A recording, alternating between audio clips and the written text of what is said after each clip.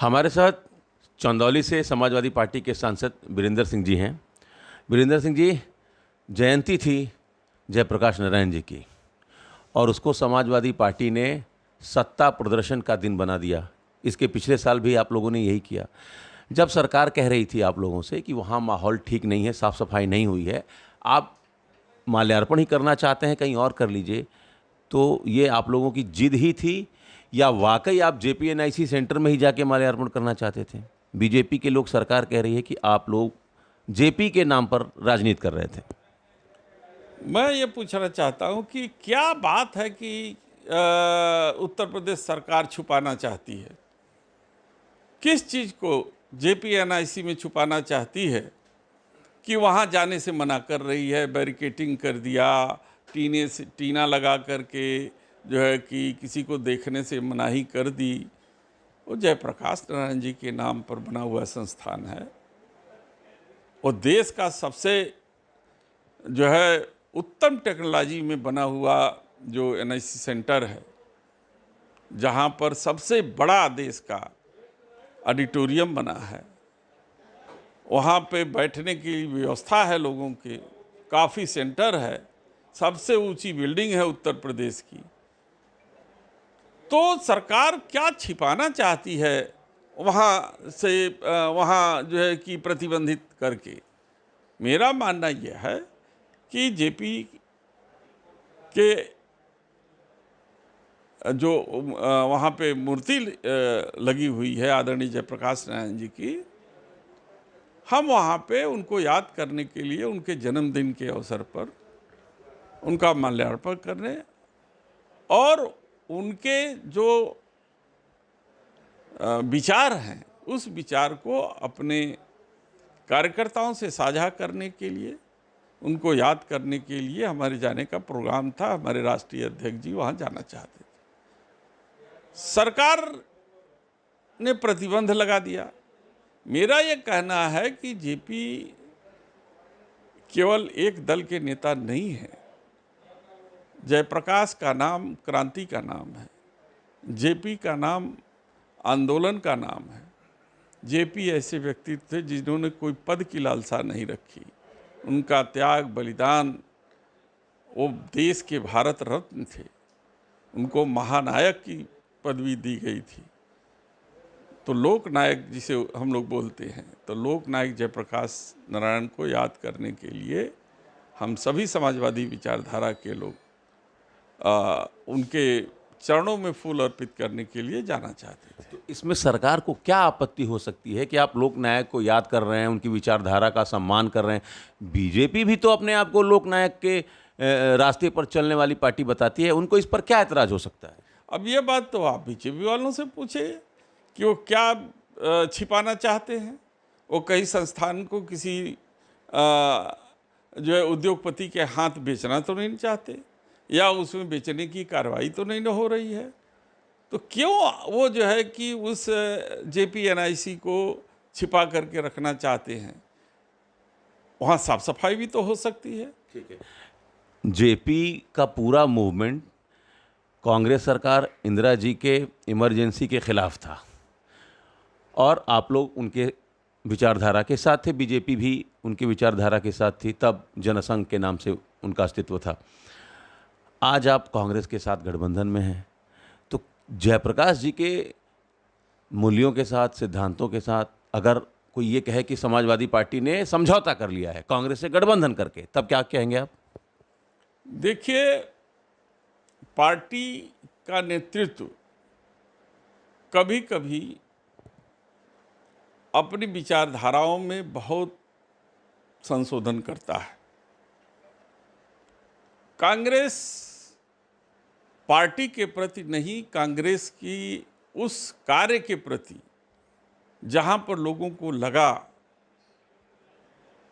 कि कांग्रेस के नेतृत्व में लोकतंत्र दबाया जा रहा है, उसके विपरीत समाजवादी विचारधाराओं को से जुड़े जितने भी छोटे छोटे दल थे, क्षेत्रीय दल थे, उन सारे दलों को एक प्लेटफॉर्म पर लाने का काम यदि किसी ने किया, वो आदरणीय लोकनायक जयप्रकाश जी ने किया, और सभी समान विचारधारा के लोग उनके साथ जुड़े और एक ऐसा परिवर्तन का युग आया कि सत्ता परिवर्तित हुई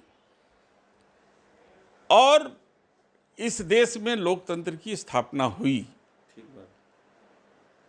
आज उन्हीं के पद चिन्हों पर चलते हुए हमारे राष्ट्रीय नेता माननीय अखिलेश यादव जी जो पीडीए प्लेटफॉर्म का गठन किया है, ये वही पीडीए प्लेटफॉर्म है जो आदरणीय लोकनायक जयप्रकाश नारायण जी ने स्थापित किया था कि लोकतंत्र को बचाए रखने के लिए, गरीबों को न्याय देने के लिए, उन तमाम लोगों का अधिकार जो अभी तक अधिकारों से वंचित थे, जिनको देश के संसाधन में हिस्सेदारी नहीं मिल पाई थी, वो सारे लोग को जयप्रकाश नारायण जी ने भी वो इकट्ठा किया था।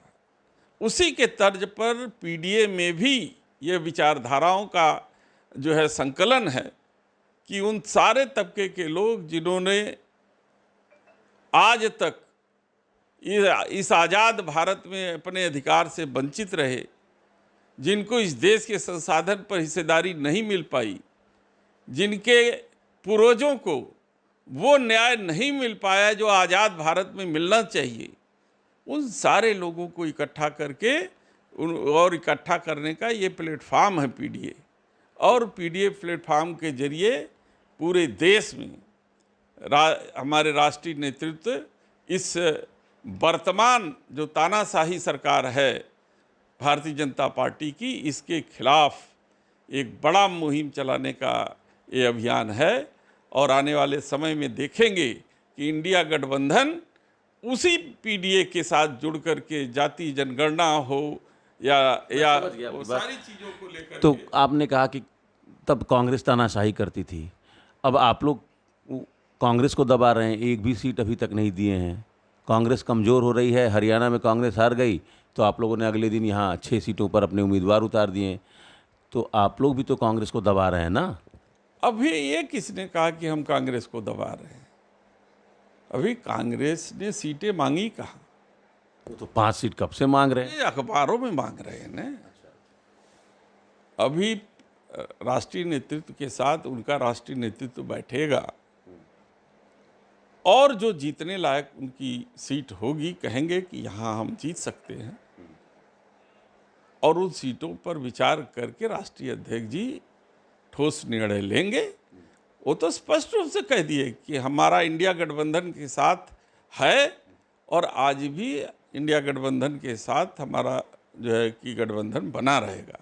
ठीक है, एक आखिरी सवाल, बीएसपी सुप्रीमो ने कल कॉन्फ्रेंस करके ट्वीट करके उन्होंने कहा, आजकल ट्वीट कर रही हैं मायावती जी, तो उन्होंने ट्वीट करके कहा कि अब हम किसी से भी गठबंधन नहीं करेंगे, चाहे वो राष्ट्रीय दल हो, क्षेत्रीय दल हो, छोटा दल हो, बड़ा दल हो, नुकसान बीएसपी रहती है। तो अब तो बीएसपी के साथ भविष्य में भी गठबंधन के सारे रास्ते मायावती जी ने बंद कर दिए। देखिए, वो बड़ी हैं और एक ऐसे समाज को प्रतिनिधित्व करती हैं